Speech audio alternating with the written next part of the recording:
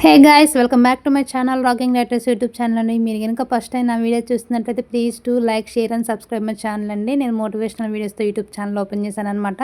మీకు ఎలాంటి వీడియోస్ కావాలో కూడా కమెంట్ సెక్షన్లో కమెంట్ చేయండి. ఎవరి స్టోరీ పేరు మాయాబజార్ అండి, చదువుతాను వినండి.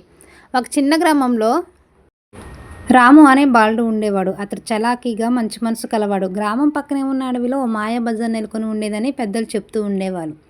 ఎవరికైనా అవసరమైంది అక్కడ దొరుకుతుందట. కానీ ధైర్యం ఉన్న వాళ్ళే అక్కడికి వెళ్ళాలన్నమాట.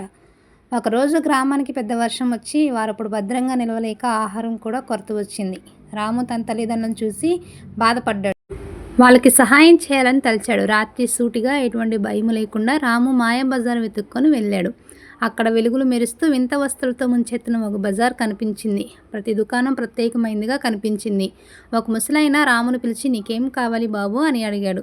రాము నమ్రంగా, మా గ్రామానికి తినటానికి తిండి కావాలి మామయ్య అన్నాడు. ముసలాయన చిరునవ్వుతూ ఒక జాడీ ఇచ్చాడు. ఈ జాడీని తీసుకో, ఎంత తిన్నా ఖాళీ అవ్వదు, కానీ స్వార్థం చూపొద్దు. రాము ధన్యవాదాలు చెప్పి జాడీ తీసుకొని ఊరికి తిరిగి వచ్చాడు. అందరూ కలిసి ఆహారం తిన్నారు. ఊరు మళ్ళీ ఆనందంగా మారింది. అప్పటి నుంచి రాము ధైర్యం, మంచి మనసు గ్రామంలో అందరికీ ఆదర్శంగా మారింది.